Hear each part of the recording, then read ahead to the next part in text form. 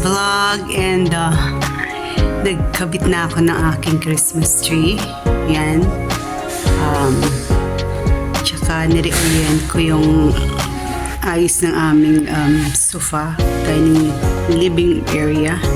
Dati itong malaking sofa nakadikit doon sa aming window na yan. Pero this time, binago ko kasi nga lumit na yung space because of the malaking Christmas tree. So, ayan na siya. Naikabit ko na siya.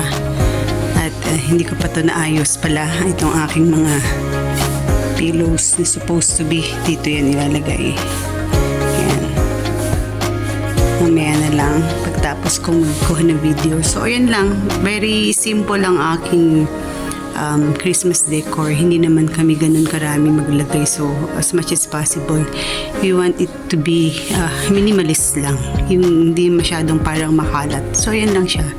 Just to have a spirit of Christmas. Kumbaga. So, ayan. Natapos ko na siya. Hindi ko pa rin ito nailagay. Hindi pa ako masyadong tapos. So, yun lang ang aming Christmas decor. So, unti-unti na akong nag-aayos in preparation for the Christmas season. So, yun na. Kung napapansin nyo sa mga vlogs ko, iba yung orientation ng aking living room. Pero this time, yan muna siya habang Pasko, habang Christmas season. Pero once na bumalik na ulit tayo dun sa, after Christmas, i-reorient ko na naman siya para to make it bigger. Tingnan yung aking living room. Ibabalik, iaan ko ulit siya. Either sa side na yon or nandito sa side ng aking pocket garden. Pero parang mas gusto ko doon para at least madali akong magkaroon ng access dito sa aking pocket garden kasi ano yan yung may blinds kami, yung curtain blinds namin. So pag gabi, binababa ko yan para hindi naman kami kitang-kita sa gabi. So, mas madali sa akin ibaba yung curtain. And, hihingil ako. So, ayan pa siya. Ayan na yung aking Christmas tree. Pasko na. So, ayan na siya. Nilagyan ko na rin itong aking formal dining table ng decorations. Very simple. Konti lang talaga. And dito din sa aking dito sa aking kitchen and breakfast nook. Breakfast.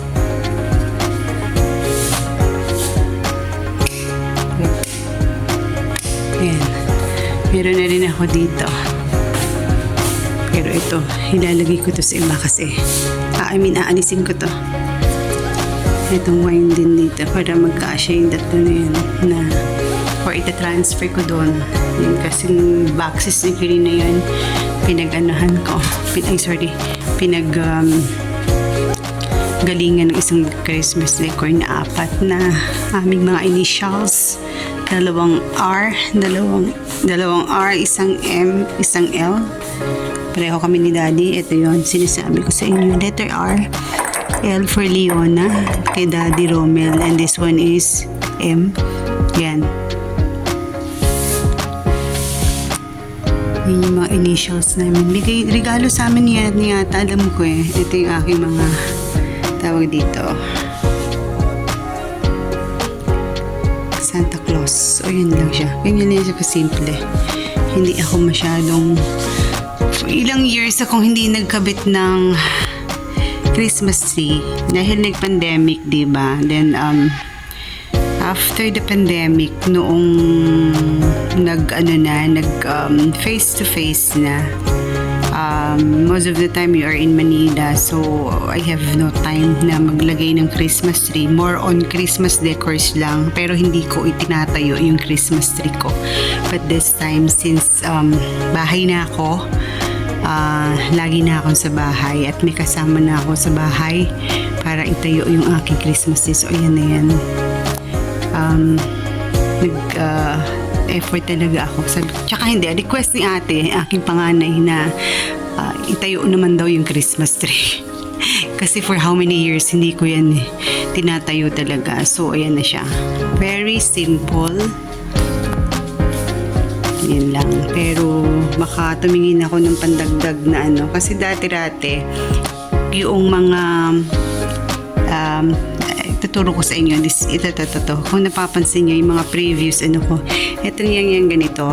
Nilalagay ko yan sa vase since hindi ko nga ginagamit dahil hindi man ako nagtayo ng Christmas tree. So, nilalagay ko yan sa vase as part of my decoration para lang magkaroon ng parang Christmas spirit noong mga time na pandemic at hindi ko nilalagay yung aking Christmas tree.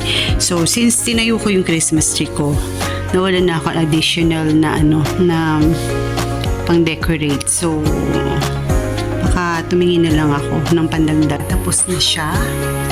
Na-decorate ko na ang aming sala, living room, formal dining area.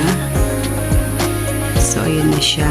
And of course, ang aming table dito coffee table dito sa aming living area, living room. So, ayan lang. Very simple. At ito yung aming ginawang Christmas tree. Ito na yung Christmas tree.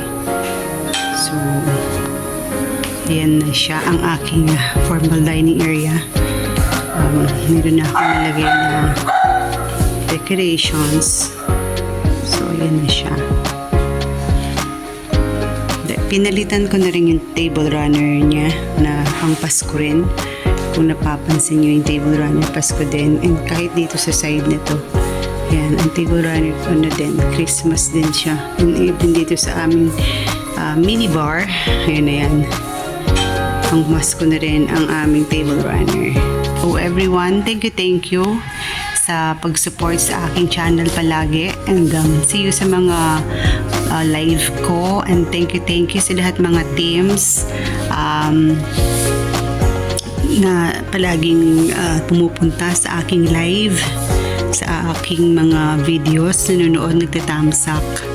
Maraming salamat sa ating founder, Master Lakay Jun. Maraming salamat at get well soon.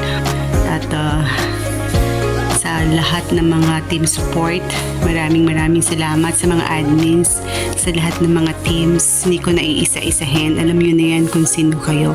Maraming salamat sa inyo. And this is Rosarna Mix Vlog saying thank you and advance Merry Christmas to us. Bye!